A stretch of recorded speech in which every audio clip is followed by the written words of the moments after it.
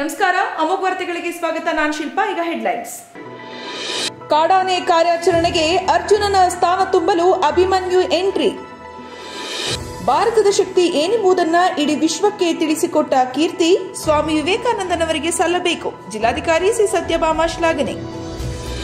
ರಾಮ ಮಂದಿರ ಅನ್ನೋದು ಭಾರತದ ಕೋಟ್ಯಾಂತರ ಜನರ ಭಾವನಾತ್ಮಕ ಸಂಬಂಧ. ಅದರಲ್ಲಿ ರಾಜಕಾರಣ ಮಾಡ್ತೀವಿ ಅನ್ನೋದಾದ್ರೆ ಅದರಂತಹ ಮೂರ್ಖತನ ಇನ್ನೊಂದಿಲ್ಲ. ಸಂಸದ ಪ್ರಜ್ವಲ್ ರೇವಣ್ಣ ಹೇಳಿಕೆ. ಮತ್ತು ಜಿಲ್ಲೆಯಲ್ಲಿ ಬೇನಾಮಿ ಆಸ್ತಿ ಮಾಡಿದ್ದರೆ ಸರ್ಕಾರ ಆಸ್ತಿ ಮುಟ್ಟುಗೋಲು ಹಾಕಿಕೊಳ್ಳಲಿ. ಮಾಜಿ ಸಚಿವ ಎಚ್ ಡಿ ರೇವಣ್ಣ ಹೇಳಿಕೆ. ವಾರ್ತೆಗಳ ವಿವರ. ಅರ್ಜುನನ ಸಾವಿನ ನೋವಿನೊಂದಿಗೆ ಸ್ಥಗಿತಗೊಂಡಿದ್ದ ಕಾಡಾನೆ ಕಾರ್ಯಾಚರಣೆ ಪುನರಾರಂಭವಾಗಿದೆ.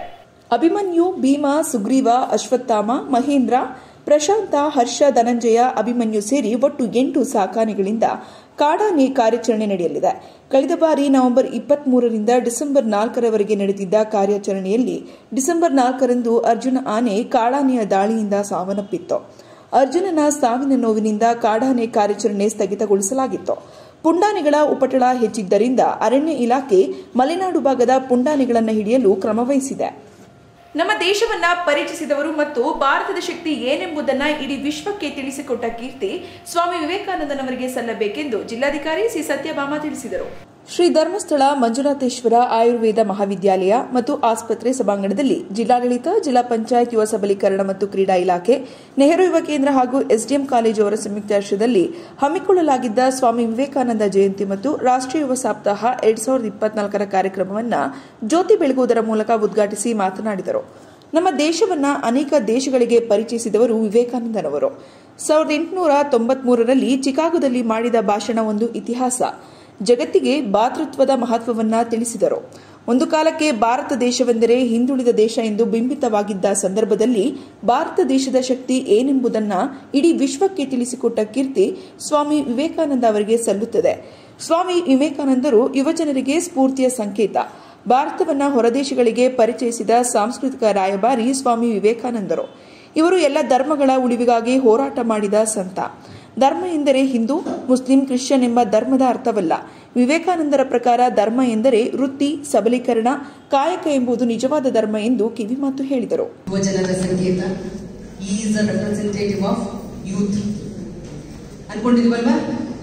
ನಮ್ಮ ದೇಶವನ್ನ ಯಾರಾದ್ರೂ ಮುನ್ನಡೆಸ್ತಾ ಇದ್ದಾರೆ. ನಮ್ಮ ದೇಶವನ್ನ, ಭಾರತ ದೇಶವನ್ನ ಹೊರಗಡೆ ಪ್ರಪಂಚಕ್ಕೆ ಪರಿಚಯಿಸಿದಂತ ಪ್ರಪ್ರಥಮ ನಮ್ಮ ಸಾಂಸ್ಕೃತಿಕ ರಾಯಭಾರಿ ಈಸ್ ಅ ಕಲ್ಚರಲ್ ಅಂಬಾಸಿಡರ್. ಅಂದ್ರೆ ನಮ್ಮ is our cultural entity, is monk, ಅಂದ್ರೆ is dedicated is whole life for the welfare of the society. ಎಲ್ಲಾ ದೇಶಗಳದ್ದು ಒಂದು ಆಂತರ್ಯ ಇದೆ ಅಂತಂದ್ರೆ ಭಾರತದ ಆಂತರ್ಯ ಅಂದ್ರೆ ಧರ್ಮ. ಧರ್ಮ ಅಂದ್ರೆ ಹಿಂದೂ ಧರ್ಮ, ಕ್ರೈಸ್ತ ಧರ್ಮ, ಬೌದ್ಧ ಧರ್ಮ ಅಲ್ಲ. ಧರ್ಮ ಅಂತಂದ್ರೆ ದೇರ್ ಆರ್ ವ್ಯಾಲ್ಯೂಸ್. ಏನ್ ವ್ಯಾಲ್ಯೂಸ್ ಅಂದ್ರೆ, ನಾನು ಈ ಕೆಲಸವನ್ನ ಎಷ್ಟು ಪ್ರಾಮಾಣಿಕವಾಗಿ ಮಾಡಬಲ್ಲೆ, ನಾನು ಈ ಕೆಲಸವನ್ನ ಎಷ್ಟು ಅಚ್ಚುಕಟ್ಟಾಗಿ ಮಾಡಬಲ್ಲೆ, ನಾನು ಈ ಕೆಲಸವನ್ನ ಎಷ್ಟು ಬೇಗ ಮಾಡಬಲ್ಲೆ. ನಾನು ಮಾಡ್ತೀನಿ ಕೆಲಸ, ನೀನು ಮಾಡ್ತೀನಿ. ಈ ತರದ ಒಂದು ಇದನ್ನು ವ್ಯಾಲ್ಯೂಸ್ ನ ಏನು ಒಳಗೊಂಡಿದೆ ನಮ್ಮಲ್ಲೇ ಅಡಗಿದೆ. ಪ್ರಪಂಚಕ್ಕೆ, ಇಡೀ ಪ್ರಪಂಚಕ್ಕೆ ಜೀವಂತ ಧರ್ಮ ಅಂತ ಹೇಳಿದ್ರು. ವೇದಾಂತ ಹಿಂದೂ ಧರ್ಮದ ಬಗ್ಗೆ ಹೇಳಿದ್ರು. ನಾನು ಆ ಬಗ್ಗೆ ಹೇಳಿಕ್ಕೆ ಹೋಗಲ್ಲ. ತಮ್ಗೆ ಅದನ್ನ ಕಳಿಸ್ಕೊಡ್ಲಿಕ್ಕೆ ಬಹಳಷ್ಟು ಆಧ್ಯಾತ್ಮ ಗುರುಗಳು ಇದ್ದಾರೆ. ನಾನಿಲ್ಲಿ ಹೇಳಲಿಕ್ಕೆ ನಿಮ್ಮ ಮುಂದೆ ನಿಂತಿರೋದು, ಒಂದು, ನಾವೆಲ್ಲರೂ ಯುವಜನರಿದ್ದೀವಿ. ನಿಮ್ಮನ್ನೆಲ್ಲ ನೋಡ್ತಾ ಇದ್ರೆ ಎಲ್ಲರೂ ಈಗ ತಾನೇ ಒಂದು 20-23 ವಯಸ್ಸಿನಲ್ಲಿರುವಂತ ಯುವಜನರಿದ್ದೀರಿ. ನಾವೆಲ್ಲರೂ ಸೇರಿ ನಮ್ಮ ದೇಶವನ್ನ ಕಟ್ಟಬೇಕು. ದೇಶವನ್ನ ಯಾವ ರೀತಿ ಕಟ್ಟಬೇಕು? ಯಾರ್ದೋ ಕತ್ತು ಬೇರೆ ಬೇರೆ ದೇಶಗಳು ಮಾಡ್ತಾ ಇದ್ದೀರಾ, ಯಾರ್ದೋ ಕತ್ತು ಇನ್ಯಾರ್ದೋ ಇದು ಮಾಡ್ಬಿಟ್ಟು ಆಗಲ್ಲ ದೇಶ ಕೊಟ್ಟಂತದ್ದು. ದೇಶ ಕಟ್ಟಬೇಕು ಅಂತಂದ್ರೆ ಅಂದ್ರೆ ನಾವು ಯುವಜನರು ಒಂದು ಒಂದು ಯಾರಿಂದನೋ ಒಂದು ಪ್ರೇರೇಪಣೆ ತಗೊಂಡಿದೀವಿ ಅಂತಂದ್ರೆ ನಾವು ಹಾರ್ಡ್ ವರ್ಕ್ ಮಾಡಬೇಕು.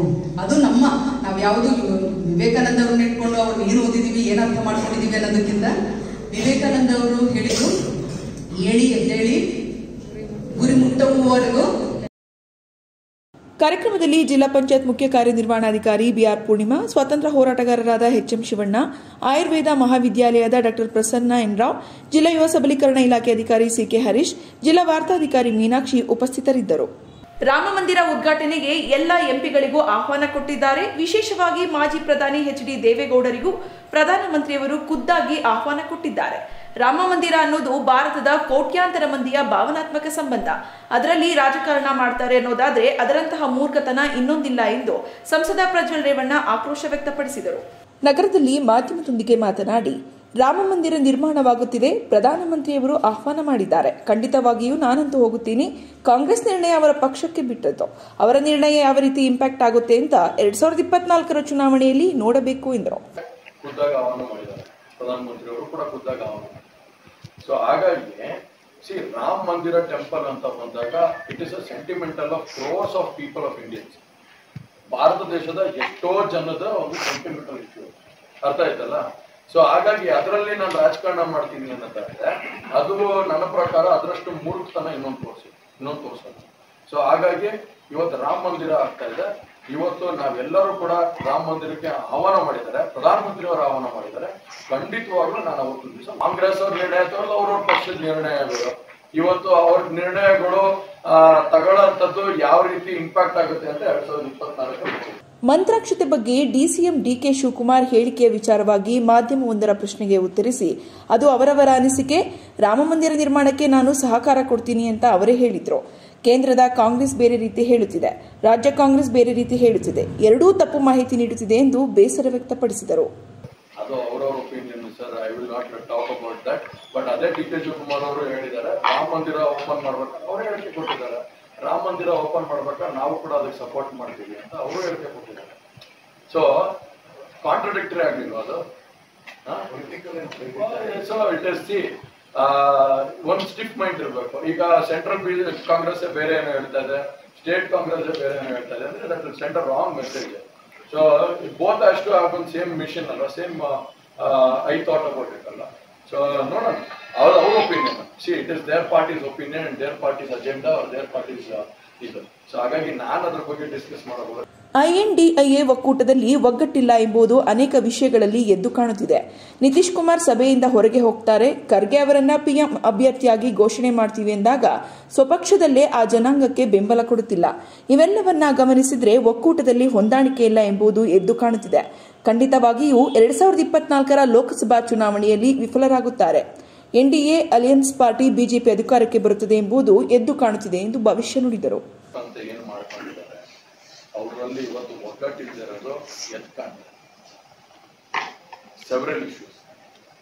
ನಿತೀಶ್ ಕುಮಾರ್ ಅವರು ಮೀಟಿಂಗ್ ಇಂದ ಎದ್ದು ಹೋಗೋದು, ಖರ್ಗೆ ಅವ್ರನ್ನ ಪ್ರೈಮ್ ಮಿನಿಸ್ಟರ್ ಕ್ಯಾಂಡಿಡೇಟ್ ಆಗಿ ಅನೌನ್ಸ್ ಮಾಡ್ತೀವಿ ಅಂದಾಗ ಅವರ ಸ್ವಪಕ್ಷದಲ್ಲೇನೆ ಅವ್ರಿಗೆ ಇವತ್ತು ಆ ಜನಾಂಗಕ್ಕೆ ಅವಕಾಶ ಕೊಡೋ ನಿರ್ಣಯ ತೋರಿಸ್ತಾ ಇಲ್ಲ ಅನ್ನೋದಾದ್ರೆ it is showing what message they are sending to the whole India, to the whole country. So ಅವ್ರು ಎದ್ದು ಹೋಗೋದು, ನಾವು ಬೇಡ, ಅವ್ರು ಆಗ್ಬಾರ್ದು ಅನ್ನೋದು. ಆಮೇಲೆ ನಿತೀಶ್ ಕುಮಾರ್ ಅದ್ರ ಮೀರೊಂದು ಮೇಲ್ಕೆಗೆ ಹೋಗ್ತಾರೆ. ಏನಂತಾರೆ, ಸೌತ್ ಇಂಡಿಯಾದವರು ಯಾರ್ಯಾರು ಆಯ್ಕೆ ಆಗಿ ಬರ್ತಾರೆ ಅವರು ಕಡ್ಡಾಯವಾಗಿ ಹಿಂದಿ ಕಲ್ತ್ಕೊಂಡ್ ಬರ್ಬೇಕು. ಇಷ್ಟು ದಿನ ಹಿಂದಿ ಇಂಪೋಸಿಷನ್ ಬಗ್ಗೆ ವಿರೋಧ ವ್ಯಕ್ತಪಡಿಸ್ತಾ ಇದ್ದಂತ ಕಾಂಗ್ರೆಸ್, ನಾವು ಹಿಂದಿ ಮಾತಾಡುವಂತವ್ರಿಗೆ ನಾವು ರೀಜನಲ್ ಲ್ಯಾಂಗ್ವೇಜಸ್ಗೂ ಒಂದು ಶಕ್ತಿ ತುಂಬಬೇಕು ಅಂತ ಮಾತಾಡ್ತಿದ್ದಂತ ಕಾಂಗ್ರೆಸ್ ಇವತ್ತು ನಿತೀಶ್ ಕುಮಾರ್ ಅವರ ಹೇಳಿಕೆಯನ್ನ ಜೊತೆಗಿಟ್ಕೊಂಡು ಇವತ್ತು ಅವ್ರ ಜೊತೆ ರಾಜಕಾರಣ ಮುಂದುವರಿತಾರೆ ಅಂದ್ರೆ ಕಾಂಗ್ರೆಸ್ ಅವರ ನಿಲುವು ಏನು ಅನ್ನೋದು ಇವತ್ತು ಪ್ರಶ್ನೆ ಆಗಿದೆ. ಕರೆಕ್ಟ್ ಅಲ್ವಾ? ಹಿಂದಿ ಇಂಪೋಸಿಷನ್ ವಿರೋಧ ಮಾಡ್ಕೊಂಡ್ಬಂದಂತವ್ರು ಏನು ಬಿಜೆಪಿನ ಇವತ್ತು MLA ಚುನಾವಣೆಗೆ 8 ತಿಂಗಳಿಂದ MLA ಚುನಾವಣೆ ಮಾಡೋ ಸಂದರ್ಭದಲ್ಲಿ ಹಿಂದಿ ಇಂಪೋಸಿಷನ್ ಅಂತ ದೊಡ್ಡ ರ್ಯಾಲಿಗಳಲ್ಲಿ ದೊಡ್ಡ ವೇದಿಕೆಗಳಲ್ಲಿ ಭಾಷಣ ಮಾಡಿದಂತ ವ್ಯಕ್ತಿಗಳು ಇದನ್ನ ಯಾವ ರೀತಿ ಒಪ್ಕೊಂಡು ಮುಂದಿನ ದಿನಗಳಲ್ಲಿ ಇಂಡಿಯಾ ಬ್ಲಾಕ್ ಅಲ್ಲಿ ಇವ್ರ ಜೊತೆ ರಾಜಕಾರಣ ಮಾಡ್ತೀರ ಅನ್ನೋದು ಪ್ರಶ್ನೆ ಇವತ್ತು ಒಂದು. ಎರಡನೇದು, ಈ ಕಡೆ ತಮಿಳುನಾಡಲ್ಲಿ ಮಾರನ್ ಅವ್ರು ಏನ್ ಹೇಳಿಕೆ ಕೊಟ್ಟಿದ್ದಾರೆ ಅನ್ನೋದು ನೋಡಿದ್ದೀವಿ. ಸೊ ಇವೆಲ್ಲದೂ ನೋಡಿದಂತ ಸಂದರ್ಭದಲ್ಲಿ ನಂತರ ಈಗಾಗಲೇ ಕಾಂಗ್ರೆಸ್ ಅವರು ಅಲ್ಲಿ ಇದೇ ಇಲ್ಲ, ಸ್ಟ್ರೆಂತೇ ಇಲ್ಲ ವೆಸ್ಟ್ ಬೆಂಗಾಲ್ ಅಲ್ಲಿ. ವೆಸ್ಟ್ ಬೆಂಗಾಲ್ ಅಲ್ಲಿ ನಮ್ಗೆ 18ರಿಂದ 12 ಸೀಟ್ರಿಂದ 18 ಸೀಟ್ ಕೊಡಿ ಅಂತ ಇವತ್ತು ಕ್ಲೇಮ್ ಮಾಡಿದ್ದಾರೆ. ತೃಣಮೂಲ್ ಕಾಂಗ್ರೆಸ್ ಪಾರ್ಟಿ ಲೀಡರ್ ಆದಂತ ನಮ್ಮ ಮಮತಾ ಬ್ಯಾನರ್ಜಿ ಅವರು ನಾವು 1 ಸೀಟ್ ಕೊಡಲ್ಲ ಅಂತ ಸ್ಟಾರ್ಟಿಂಗ್ ಅಲ್ಲಿ ಹೇಳಿದಂತವ್ರು ಈಗ 1-2 ಸೀಟ್ ಕೊಡ್ತೀವಿ ಅನ್ನೋ ಮಟ್ಟಕ್ಕೆ ಬಂದಿದ್ದಾರೆ. ಅಖಿಲೇಶ್ ಯಾದವ್ರಿಗೆ 4 ಸೀಟ್ ಕೇಳಿದ್ರು. ಎಲ್ಲಿ ಮಧ್ಯಪ್ರದೇಶದಲ್ಲಿ 4 ಸೀಟನ್ನು ಕೊಡ್ಲಿಲ್ಲ ಕಾಂಗ್ರೆಸ್. ಇದೆಲ್ಲ ನೋಡಿದಂತ ಸಂದರ್ಭದಲ್ಲಿ ಎಲ್ಲೋ ಒಂದ್ ಕಡೆ ಇಂಡಿಯಾ ಬ್ಲಾಕ್ ಯಾವುದೇ ರೀತಿ ಹೊಂದಾಣಿಕೆ ಇಲ್ಲದನ್ನ ಎತ್ಕಾಣ ಅಂತ ಕೆಲಸ ಆಗ್ತದೆ. ಖಂಡಿತವಾಗ್ಲೂ 2024 ಫೇಲ್ ಆಗ್ತಾರೆ. NDA alliance party with BJP will come to power ಅನ್ನೋದು ಎತ್ಕಾಣ ಅಂತ ತಿಳಿಸೋದು. ಮಾಜಿ ಚಾಲಕ ಕಾರ್ತಿಕ್ ಆರೋಪ ವಿಚಾರವಾಗಿ ಪ್ರಶ್ನೆಯೊಂದಕ್ಕೆ ಉತ್ತರಿಸಿ, ನಾನು ಅದಕ್ಕೆ ಪ್ರತಿಕ್ರಿಯೆ ಕೊಡಲು ಹೋಗಲ್ಲ. ಕೋರ್ಟ್ಗೆ ಕೇಸ್ ಹಾಕೊಂಡಿದ್ದೀನಿ ಅಂತ ಅವರೇ ಹೇಳಿದ್ದಾರೆ. ಕೋರ್ಟ್ಗೆ ಹಾಕಿಕೊಂಡ ಮೇಲೆ ಮಾಧ್ಯಮದ ಮುಂದೆ ಬರುವುದು ಏನಿದೆ? ಎಲೆಕ್ಷನ್ ಹತ್ತಿರ ಬರುತ್ತಿದೆ, ಮಾತನಾಡುತ್ತಿದ್ದಾರೆ. 8-9 ತಿಂಗಳ ಹಿಂದೆ ಆಗಿರೋದು ಅಂತ ಅವರೇ ಹೇಳಿದ್ದಾರೆ. ಆಗ ನಡೆದಿದ್ದನ್ನ ಈಗ ಏಕೆ ಮಾತನಾಡುತ್ತಿದ್ದಾರೆ? ಈ ಬಗ್ಗೆ ಚರ್ಚೆ ಮಾಡಲು ಹೋಗೋಲ್ಲ. ಮಾಧ್ಯಮದ ಮುಂದೆ ಕುಳಿತುಕೊಂಡು ಒಬ್ಬರ ತೇಜೋವಧೆ ಮಾಡಬಾರದು. ಇವರಿಗೆ ಕೋರ್ಟ್ ಮೇಲೆ ನಂಬಿಕೆ ಇಲ್ಲ ಅಂತ ಕಾಣುತ್ತೆ. ಅವರ ಅಜೆಂಡಾ MP ಎಲೆಕ್ಷನ್. ಯಾರ್ಯಾರ ಮೇಲೂ ಹಲ್ಲೆ ಮಾಡಲ್ಲ. ಹಲ್ಲೆ ಮಾಡಿಸಿಕೊಂಡವರು 8 ತಿಂಗಳವರೆಗೂ ಸುಮ್ಮನೆ ಕೂರಲ್ಲ. ಕಾಂಗ್ರೆಸ್ನವರ ಕುಮ್ಮಕ್ಕಿನಿಂದ ಏನೇನ್ ಮಾಡಬೇಕು ಮಾಡ್ತಾರೆ. ರಾಜಕೀಯ ಅಂದ ಮೇಲೆ ಇವೆಲ್ಲ ಇರ್ತವೆ. ಇನ್ನು ಏನೇನ್ ಮಾಡ್ತಾರೋ ಯಾರಿಗ್ ಗೊತ್ತು ಎಂದು ಹೇಳಿದರು. ಅವರು ನಾನು ಕೋರ್ಟ್ಗೆ ಹಾಕೊಂಡಿದ್ದೀನಿ ಅಂತ ಅವರೇ ಹೇಳಿದ್ದಾರೆ. ಕೋರ್ಟ್ ಹಾಕೊಂಡ್ಮೇಲೆ ಮಧ್ಯದ ಹತ್ರ ಬರೋದೇನಿದೆ? ಸಿಂಪಲ್ ಬೇಸಿಕ್ ಕಾನ್ಸೆಪ್ಟ್ ಇದು. ಎಲೆಕ್ಷನ್ ಹತ್ರ ಬರ್ತದೆ, ಬರಬೇಕು ಮಾತಾಡ್ತಾರೆ.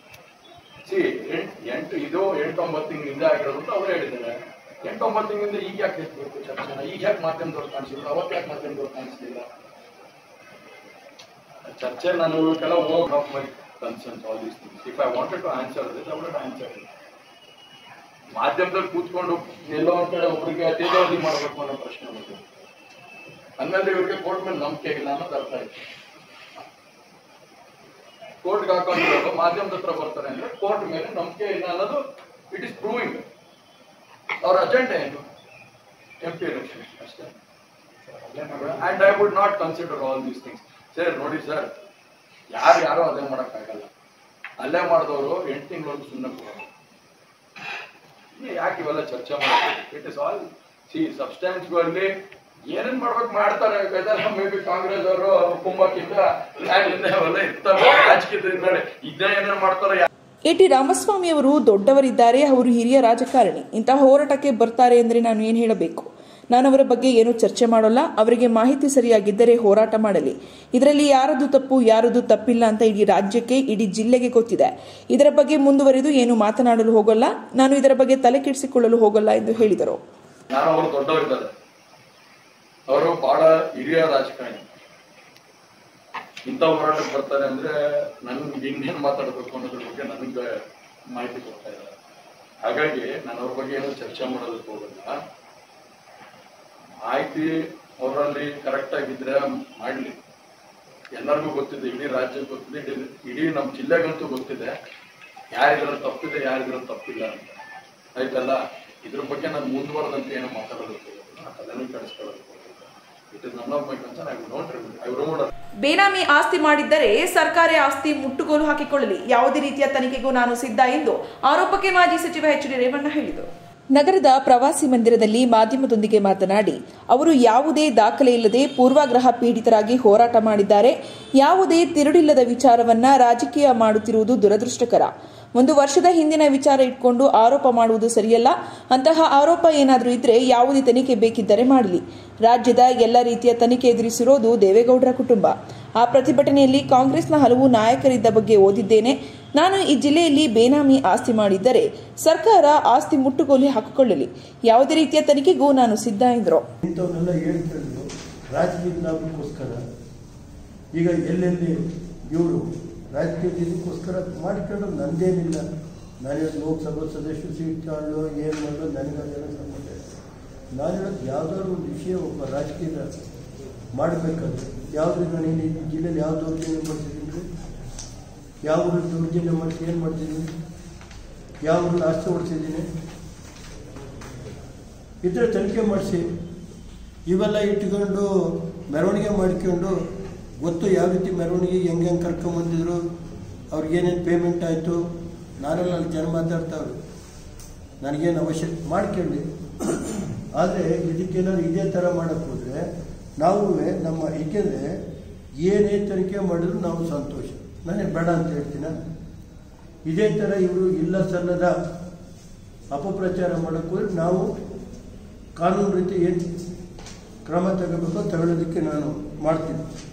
ಗೊತ್ತಾಯ್ತಾ ಸರ್? ಹೋರಾಟ ನಡೆಸಬೇಕಾಗ್ತದೆ, ಕಾನೂನು ರೀತಿ ಅದು ಮಾಡಿಸೋಣ, ಅದು ಸಂಬಂಧ ಅದಿರಲಿ. ಯಾಕೆ ನಾನು ಹೇಳೋದು ಈ ಥರ ಅಪಪ್ರಚಾರ ಮಾಡ್ಕೊಂಡು ಚುನಾವಣೆ 3 ತಿಂಗಳಿದೆ, 1 ವರ್ಷ ಆಯಿತು. ಏನು ಮಾಡ್ತಾಯಿದ್ರು 1 ವರ್ಷದಿಂದ?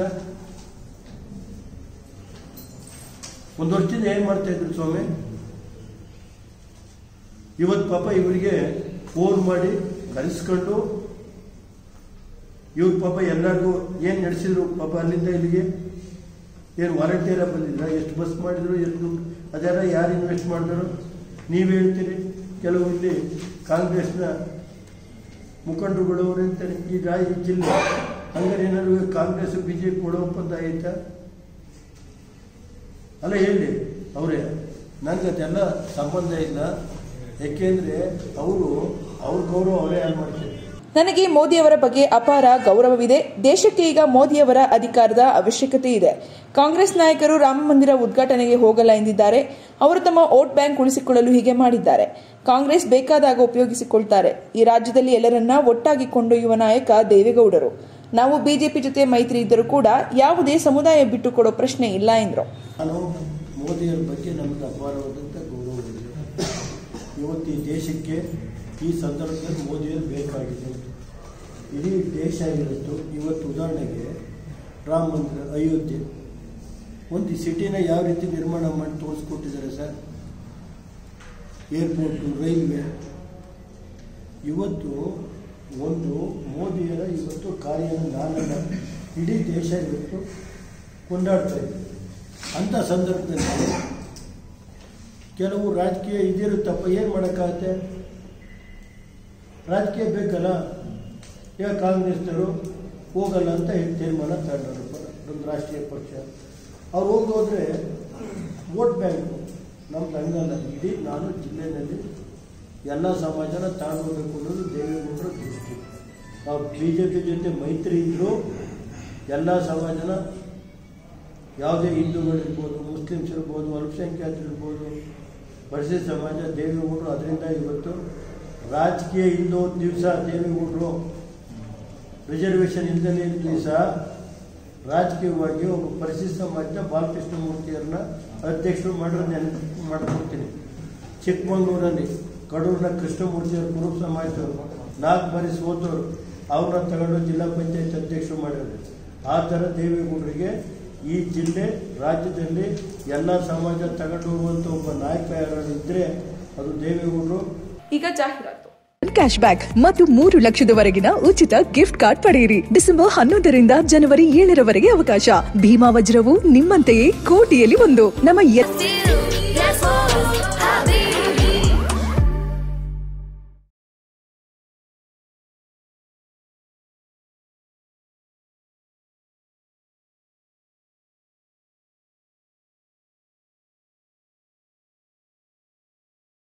ಮನೆಯಲ್ಲಿ ಮಗುವಿರಲಿ, ಮಡಿಲಲ್ಲಿ ತುಂಬಿರಲಿ ಸಂತಸ, ಎಲ್ಲೆಲ್ಲೂ ಹರಡುತ್ತಿರಿ ಸಂತಸ, ಮನೆ ಮನೆಯಲ್ಲಿ ಸಂತಸವಿರಲಿ. ಮನೆಯಲ್ಲಿ ಮಗುವಿರಲಿ, ಮಡಿಲಲ್ಲಿ ತುಂಬಿರಲಿ ಸಂತಸ, ಎಲ್ಲೆಲ್ಲೂ ಸಂತಸ. ಸಂತಸ IVF ಮತ್ತು ಎಂಡೋ ಸರ್ಜರಿ ಸೆಂಟರ್, ಹಾಸನ ಮತ್ತು ಮೈಸೂರು.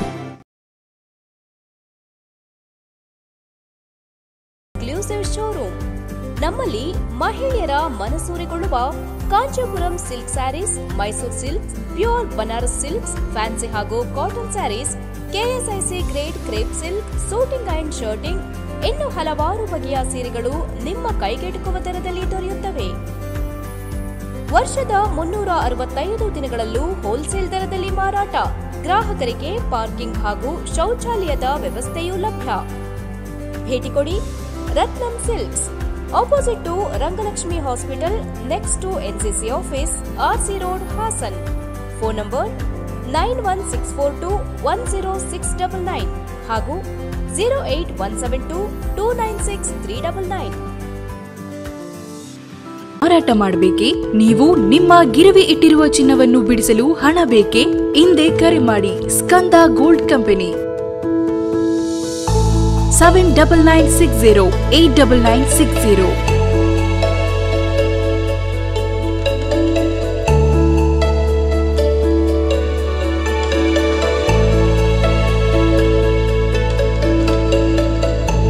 ನೀವು ಗಿರವಿ ಇಟ್ಟಿರುವ ಚಿನ್ನಾಭರಣಗಳನ್ನು ಬಿಡಿಸಿ ಇಂದಿನ ಮಾರುಕಟ್ಟೆ ಬೆಲೆಗೆ ಕೊಂಡುಕೊಳ್ಳುತ್ತಾರೆ ಹಾಗೂ ನಿಮ್ಮಲ್ಲಿರುವ ಹಳೆಯ ಚಿನ್ನವನ್ನು ಪ್ರಸ್ತುತ ಆನ್ಲೈನ್ ದರದಲ್ಲಿ ಕೊಂಡುಕೊಳ್ಳುತ್ತಾರೆ. ಸ್ಕಂದ ಗೋಲ್ಡ್ ಕಂಪನಿ ಕರ್ನಾಟಕದಾದ್ಯಂತ ನಮ್ಮ ಶಾಖೆಗಳು ತೆರೆದಿರುತ್ತದೆ.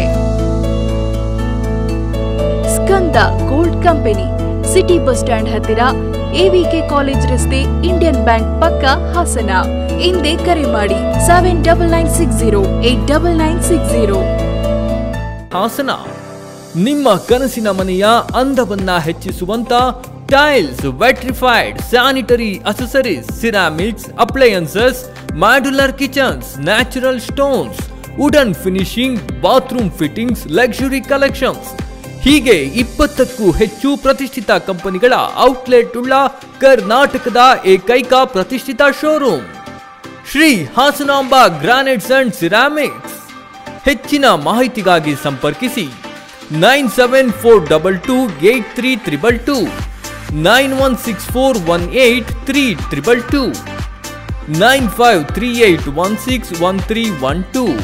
Shri Hasanamba granites and ceramics, Jayanagar 1ನೇ ಹಂತ, ರಿಂಗ್ ರಸ್ತೆ, ಹಾಸನ. ಉತ್ತಮ ಗುಣಮಟ್ಟದ ಫರ್ನಿಚರ್ಸ್ ಖರೀದಿಸಲು ನೋಡ್ತಿದ್ದೀರಾ? ಹಾಗಾದ್ರೆ ಇಲ್ಲೊಂದು ವೆರೈಟಿಯಾಗಿ ಸಿದ್ಧಗೊಂಡಿರುವ ಬಹುದೊಡ್ಡ ಫರ್ನಿಚರ್ ಶೋರೂಮ್ ಶ್ರೀ ಮಾರುತಿ ಫರ್ನಿಚರ್ಸ್ಗೆ ಬನ್ನಿ. ಸುಮಾರು 45 ವರ್ಷದಿಂದ ಫರ್ನಿಚರ್ ಅನುಭವ ಹೊಂದಿರುವ ಸಂಸ್ಥೆಯು ಈಗ ಬಿಎಂ ರಸ್ತೆಯಿಂದ ಸಾಲಗಾಮೆ ಮುಖ್ಯ ರಸ್ತೆಯ ರಿಂಗ್ ರೋಡ್ ಸರ್ಕಲ್ಗೆ ಸ್ಥಳಾಂತರವಾಗಿದೆ. ನಿಮಗೆ ಬೇಕಾಗುವ ವುಡನ್ ಮತ್ತು ಸ್ಟೀಲ್ ಫರ್ನಿಚರ್ಗಳು ಶ್ರೇಷ್ಠ ಗುಣಮಟ್ಟ ಹಾಗೂ ನವನವೀನ ಮಾದರಿಯಲ್ಲಿ ಲಭ್ಯ. ಸೋಫಾಗಳ ಬೃಹತ್ ಸಂಗ್ರಹ ಶ್ರೀ ಮಾರುತಿ ಫರ್ನಿಚರ್ಸ್. ಈಗ ಪಡೆಯಿರಿ ರಿಪೋಸ್ ಬೆಡ್ ಮತ್ತು ಕಾಟ್ ಮೇಲೆ ಭಾರಿ ರಿಯಾಯಿತಿ. ಇದು ಕೆಲವೇ ದಿನಗಳ ಆಫರ್ ಆಗಿರುತ್ತದೆ ಎಂದು ಶೋರೂಮ್ ಮುಖ್ಯಸ್ಥರಾದ ಕುಮಾರ್ ಅಮೋಘ್ ವಾಹಿನಿಯ ಮೂಲಕ ತಿಳಿಸಿರುತ್ತಾರೆ. ಹಾಗೂ ನಿಮ್ಮ ಕಚೇರಿಗೆ ಬೇಕಾಗುವಂತಹ ಸೆಟಪ್ ಫರ್ನಿಚರ್ಸ್ ಕೂಡ ದೊರೆಯುತ್ತದೆ.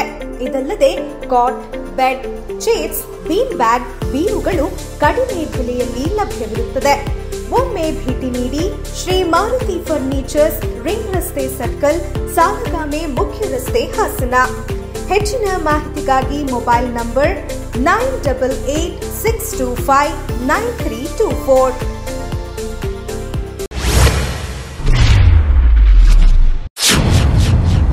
ನಮ್ಮ ಹಾಸನದ ಜನತೆಗೆ ನೂತನವಾಗಿ ಆರಂಭವಾಗಿರುವಂತಹ ನಮ್ಮ ವಿವೋ ಎಕ್ಸ್ಕ್ಲೂಸಿವ್ ಸ್ಟೋರ್ ಅವರ ವತಿಯಿಂದ ನಿಮಗೆ ಬೇಕಾದಂತಹ ಎಲ್ಲಾ ರೀತಿಯಾದ Vivo smartphone with best price and with best offer ಅಲ್ಲಿ ಸಿಗ್ತಾ ಇದೆ. ಯಾವುದೇ ಸ್ಮಾರ್ಟ್ ಫೋನ್ ನೀವು ಪರ್ಚೇಸ್ ಮಾಡಿದಲ್ಲಿ ಅಪ್ ಟು 1000 ರೂಪಾಯಿ ವರ್ತ್ ಇರುವಂತಹ ಒಂದು ಬೆಸ್ಟ್ ಗಿಫ್ಟ್ ನಿಮಗೆ ಸಿಗ್ತಾ ಇದೆ. ಅಂಡ್ ಅದ್ರ ಜೊತೆಗೆ 20,000 ಮೇಲ್ಪಟ್ಟು ಯಾವುದೇ ಸ್ಮಾರ್ಟ್ ಫೋನ್ ನೀವು ಪರ್ಚೇಸ್ ಮಾಡಿದಲ್ಲಿ ನೆಕ್ ಬ್ಯಾಂಡ್ ಉಚಿತವಾಗಿ ಸಿಗ್ತಾ ಇದೆ. ಹಾಗೂ 25,000 ಮೇಲ್ಪಟ್ಟು ಯಾವುದೇ ಸ್ಮಾರ್ಟ್ ಫೋನ್ ನೀವು ಪರ್ಚೇಸ್ ಮಾಡಿದಲ್ಲಿ ಸ್ಮಾರ್ಟ್ ವಾಚ್ ಉಚಿತವಾಗಿ ಸಿಗ್ತಾ ಇದೆ. ಈ ಒಂದು ಎಲ್ಲ ಬೆಸ್ಟ್ ಆಫರ್ ನಮ್ಮ ಹಾಸನದ ಜನತೆಗೆ ನೂತನವಾಗಿ ಆರಂಭವಾಗಿರುವಂತಹ ನಮ್ಮ ವಿವೋ ಎಕ್ಸ್ಕ್ಲೂಸಿವ್ ಸ್ಟೋರ್ ಅವರ ವತಿಯಿಂದ. ಮತ್ತೊಮ್ಮೆ ಅಮೋಘ ವಾರ್ತೆಗಳಿಗೆ ಸ್ವಾಗತ. ಜಿಲ್ಲಾ ಆರೋಗ್ಯ ಅಧಿಕಾರಿಗಳ ತಂಡದೊಂದಿಗೆ ಶಾಸಕ ಎಚ್.ಕೆ. ಸುರೇಶ್ ಬೇಲೂರಿನ ಸರ್ಕಾರಿ ಆಸ್ಪತ್ರೆಗೆ ಭೇಟಿ ನೀಡಿ ಆಸ್ಪತ್ರೆಯಲ್ಲಿನ ಹಲವಾರು ಸಮಸ್ಯೆಗಳು ಹಾಗೂ ಸಾರ್ವಜನಿಕ ದೂರುಗಳ ಬಗ್ಗೆ ಆಸ್ಪತ್ರೆಯ ಎಲ್ಲ ಅಧಿಕಾರಿಗಳು, ಸಿಬ್ಬಂದಿಗಳ ಜೊತೆ ಸಭೆ ಮಾಡಿ ಚರ್ಚಿಸಿದರು. ಆಸ್ಪತ್ರೆಯಲ್ಲಿ ಮೊದಲು ಸ್ವಚ್ಛತೆಗೆ ಆದ್ಯತೆ ನೀಡಬೇಕು. ರೋಗಿಗಳೊಂದಿಗೆ ಸೌಜನ್ಯದಿಂದ ವರ್ತಿಸಬೇಕು. ಸರ್ಕಾರಿ ಆಸ್ಪತ್ರೆಯಲ್ಲಿ ಸಿಗುವ ಸೌಲಭ್ಯವನ್ನ ರೋಗಿಗಳಿಗೆ ಸಿಗುವಂತೆ ಮಾಡಬೇಕು. ಹೊರಗಡೆ ಹೆಚ್ಚಿನ ಚಿಕಿತ್ಸೆಗೆ ಹೋಗದಂತೆ ಇಲ್ಲೇ ಸರಿಯಾದ ಚಿಕಿತ್ಸೆ ನೀಡಬೇಕು. ಕೆಲವು ವೈದ್ಯರು ಸರಿಯಾದ ಸಮಯಕ್ಕೆ ಬರದೇ ಇರುವುದರ ಬಗ್ಗೆ ಶಾಸಕರು ಜಿಲ್ಲಾ ಆರೋಗ್ಯ ಅಧಿಕಾರಿಗಳ ಗಮನಕ್ಕೆ ತಂದರು. ಆಸ್ಪತ್ರೆಯ ನರ್ಸ್ಗಳು ಇತರೆ ಸಿಬ್ಬಂದಿಗೆ ಸಾರ್ವಜನಿಕರೊಂದಿಗೆ ಸೌಜನ್ಯದಿಂದ ವರ್ತಿಸುವಂತೆ ಸೂಚನೆ ನೀಡಿದರು. ಜಿಲ್ಲಾ ಆರೋಗ್ಯ ಅಧಿಕಾರಿಗಳಾದ ಅನಿಲ್, ತಾಲೂಕು ಆರೋಗ್ಯ ಅಧಿಕಾರಿ ವಿಜಯ್ ಹಾಗೂ ಅಧಿಕಾರಿಗಳು ಹಾಜರಿದ್ದರು. ಕಾರ್ ಚಾಲಕ ಕಾರ್ತಿಕ್ ವಿಚಾರವಾಗಿ ಸಮಗ್ರ ತನಿಖೆ ನಡೆಸುವಂತೆ ನನ್ನ ಆಗ್ರಹವಾಗಿದ್ದು, ಆದರೆ ತಮ್ಮ ತಪ್ಪನ್ನ ಮರೆಮಾಚಲು ಕಾಂಗ್ರೆಸ್ ಮೇಲೆ ಆರೋಪಿಸುತ್ತಿರುವುದು ಸತ್ಯಕ್ಕೆ ದೂರವಾಗಿದೆ ಎಂದು ಕಾಂಗ್ರೆಸ್ ಮುಖಂಡ ಶ್ರೇಯಸ್ ಪಟೇಲ್ ತಿಳಿಸಿದರು.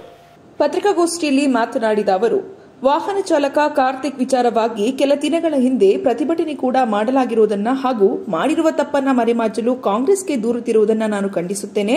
ಸರ್ಕಾರದ ಮಟ್ಟದಲ್ಲೂ ಕೂಡ ನ್ಯಾಯಬದ್ಧವಾಗಿ ಸತ್ಯಾಸತ್ಯತೆ ಅರಿತು ತನಿಖೆ ಮಾಡಲು ನಾವು ಕೂಡ ಮನವಿ ಮಾಡಿದ್ದೇವೆ. ಈಗಾಗಲೇ ಡ್ರೈವರ್ ಕಾರ್ತಿಕ್ ನೀಡಿದ ದೂರಿನ ಮೇರೆಗೆ ಸಮಗ್ರ ತನಿಖೆ ನಡೆಯುತ್ತಿದೆ.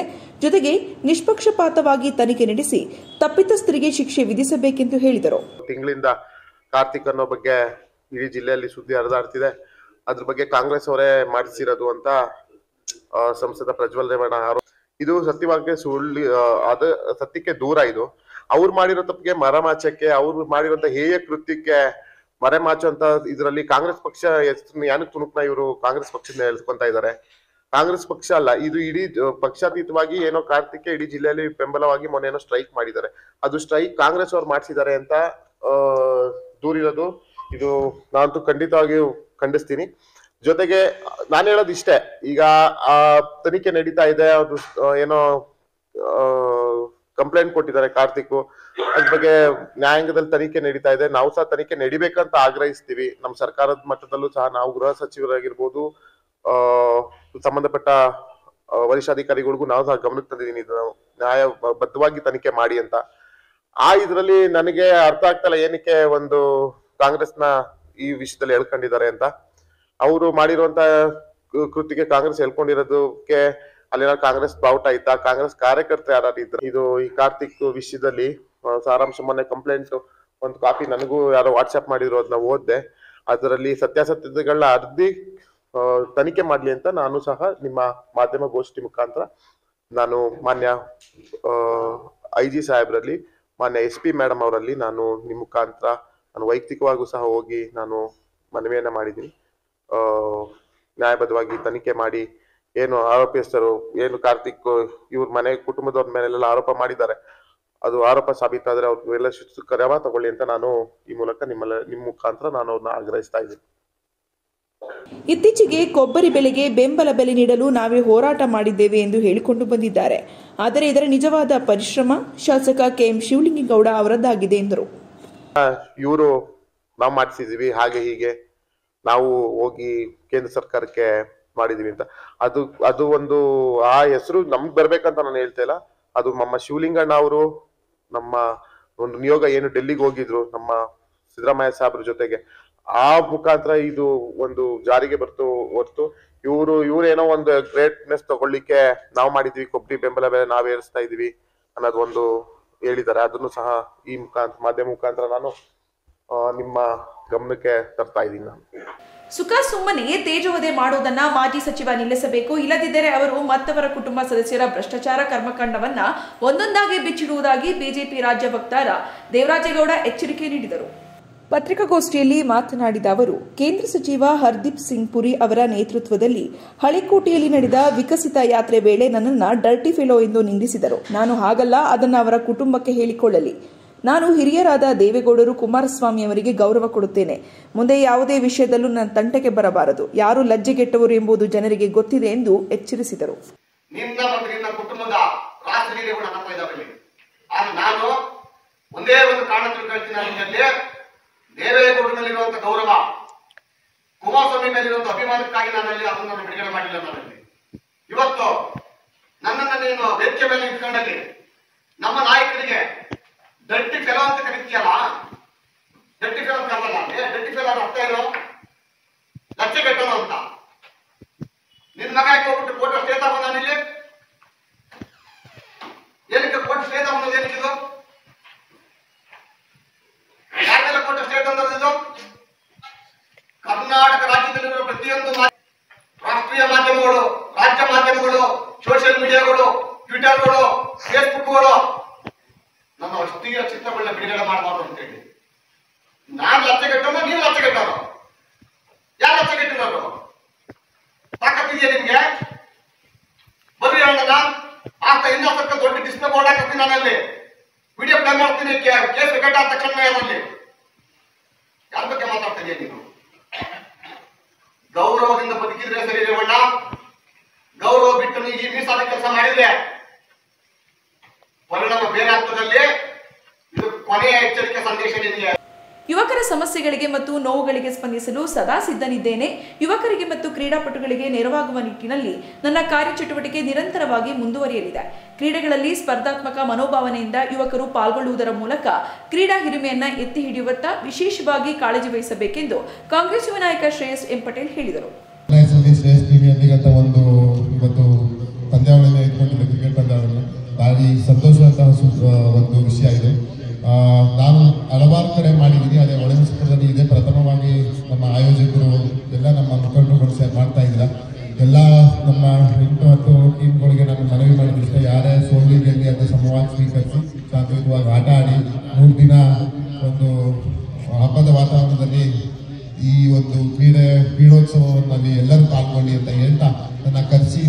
ಸ್ವಾಗತಿಸಿದ್ರಿ. ಅದಕ್ಕೆ ನಾನು ನಮ್ಮ ಕೋಆರ್ಡಿನೇಟರ್ಸ್ ನಮ್ಮ ಹುಡುಗರಿಗೆಲ್ಲರಿಗೂ ನಾನು ಆಭಾರಿಯಾಗಿರ್ತೀನಿ. ನಾವು ನಮ್ಮ ಪಕ್ಷ ಎಲ್ಲರೂ ನಾವು ಆಭಾರಿಯಾಗಿರ್ತೀವಿ ಅಂತ ಹೇಳ್ತಾ, ಇಲ್ಲಿ ರಾಜಕೀಯ ಮಾತಾಡೋದಕ್ಕಿಂತ ಹೆಚ್ಚಾಗಿ ಈ ಕ್ರೀಡೆ ಬಗ್ಗೆ ಮಾತಾಡಬೇಕು. ಯಾಕಂತ ಹೇಳಿದ್ರೆ ಕ್ರೀಡೆನ ಪ್ರೋತ್ಸಾಹ ಹತ್ತೋದು ನಮ್ಮ ಗುರಿ. ಮತ್ತೆ ನನಗೆ ಹೆಚ್ಚಾಗಿ ನನಗೆ ಇಷ್ಟಪಡುವುದು ನನಗೆ ನಮ್ಮ ಯುವಕರಿಗೆ ಏನು ಕೆಲಸ ಆಗಿರ್ಬೋದು ಅದನ್ನು ನಾನು ಮಾಡ್ಕೊಳ್ಳೋಕ್ಕೆ ಸದಾ ಸಿದ್ಧ ಅಂತ ಹೇಳ್ತಾ ನನಗೆ ಮಾತಾಡೋಕ್ಕೆ ಅವಕಾಶ ಮಾಡಿಕೊಟ್ಟಂತ ಎಲ್ಲರಿಗೂ ನನ್ನ ನಮಸ್ಕಾರಗಳು. ಕೊನೆಯಲ್ಲಿ ಮತ್ತೊಮ್ಮೆ ಹೆಡ್ಲೈನ್ಸ್. ಕಾಡಾನೆ ಕಾರ್ಯಾಚರಣೆಗೆ ಅರ್ಜುನನ ಸ್ಥಾನ ತುಂಬಲು ಅಭಿಮನ್ಯು ಎಂಟ್ರಿ. ಭಾರತದ ಶಕ್ತಿ ಏನೆಂಬುದನ್ನ ಇಡೀ ವಿಶ್ವಕ್ಕೆ ತಿಳಿಸಿಕೊಟ್ಟ ಕೀರ್ತಿ ಸ್ವಾಮಿ ವಿವೇಕಾನಂದನವರಿಗೆ ಸಲ್ಲಬೇಕು. ಜಿಲ್ಲಾಧಿಕಾರಿ ಸಿ ಸತ್ಯಭಾಮ ಶ್ಲಾಘನೆ. ರಾಮ ಮಂದಿರ ಅನ್ನೋದು ಭಾರತದ ಕೋಟ್ಯಾಂತರ ಜನರ ಭಾವನಾತ್ಮಕ ಸಂಬಂಧ. ಅದರಲ್ಲಿ ರಾಜಕಾರಣ ಮಾಡ್ತೀವಿ ಅನ್ನೋದಾದ್ರೆ ಅದರಂತಹ ಮೂರ್ಖತನ ಇನ್ನೊಂದಿಲ್ಲ. ಸಂಸದ ಪ್ರಜ್ವಲ್ ರೇವಣ್ಣ ಹೇಳಿಕೆ. ಮತ್ತು ಜಿಲ್ಲೆಯಲ್ಲಿ ಬೇನಾಮಿ ಆಸ್ತಿ ಮಾಡಿದ್ದರೆ ಸರ್ಕಾರ ಆಸ್ತಿ ಮುಟ್ಟುಗೋಲು ಹಾಕಿಕೊಳ್ಳಲಿ. ಮಾಜಿ ಸಚಿವ ಎಚ್ ಡಿ ರೇವಣ್ಣ ಹೇಳಿಕೆ. ಮುಂದಿನ ವಾರ್ತಾ ಸಂಚಿಕೆಯೊಂದಿಗೆ ಮತ್ತೆ ಭೇಟಿಯಾಗೋಣ. ವಂದನೆಗಳು.